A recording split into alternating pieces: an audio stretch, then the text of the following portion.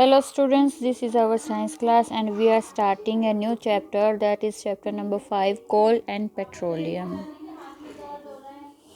Coal and petroleum both are natural resources.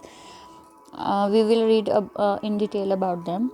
We use various material for our basic need. हम अपनी basic needs के लिए बहुत सारे materials का use करते हैं. Some of them are found in nature. उनमें से कुछ ऐसे जो nature में हमें मिल जाते हैं.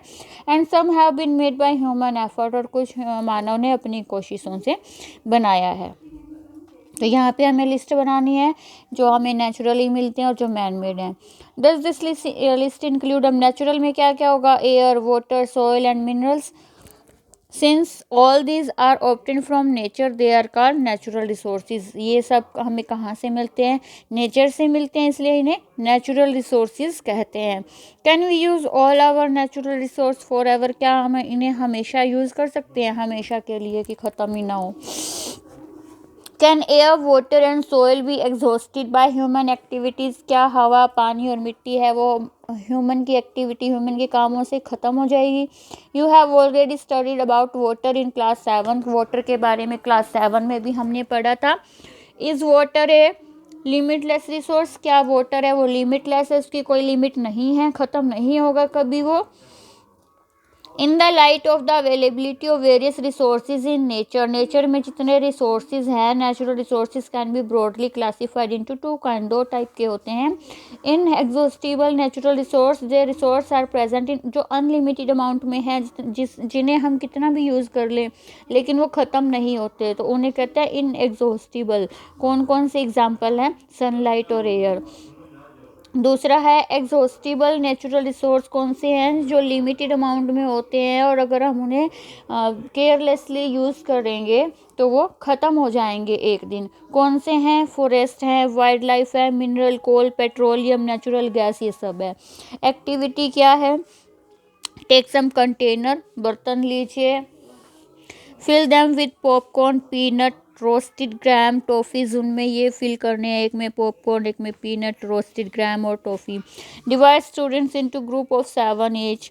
Further divide each group into 3 सब ग्रुप. 3 आगे फिर से ग्रुप बनाने हैं हमें. 1, 2 and 4 students. Label them as first, second and third generation respectively.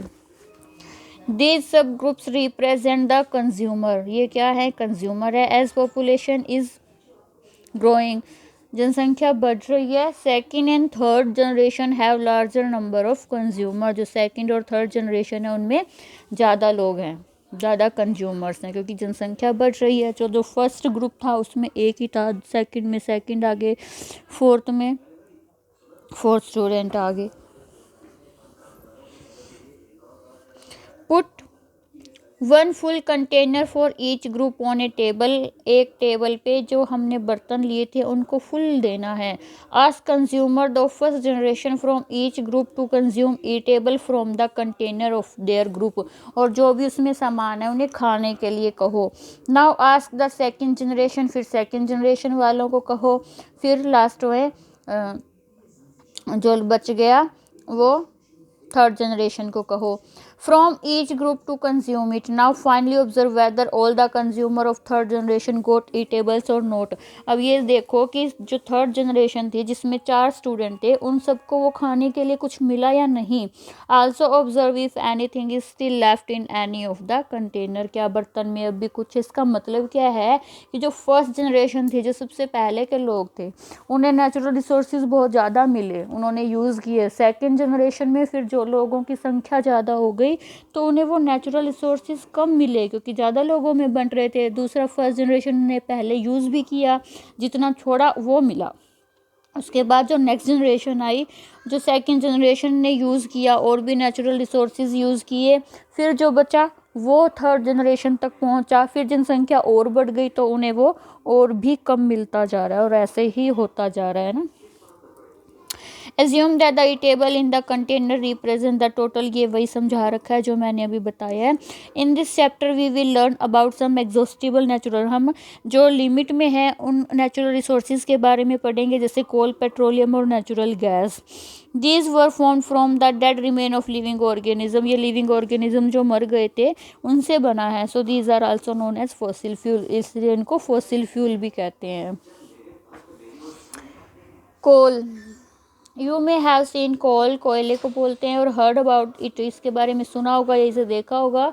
It is an hard as stone and is black in colour, ये पत्थर के जैसे ही होता है और कलर में ब्लैक होता है। Coal is one of the fuel use to as cook food, भोजन खाना बनाने के लिए इसे यूज़ किया जाता है। Earlier it was used in railway engine, पहले रेलवे इंजन में भी यूज़ होता था स्टीम प्रोड्यूस करने के लिए जिससे इंजन चलता था। It is also used in thermal power plant, जो बिजली बनाने की पावर प्लांट है वहाँ भी यूज़ किया जाता है बिजली बनाने के लिए। Coal is also used as a fuel in various industries, बहुत सारी फैक्ट्रीज़ में इन्हें ईंधन के रूप में भी यूज़ किया जाता है। आगे का हम नेक्स्ट वीडियो में देखते हैं।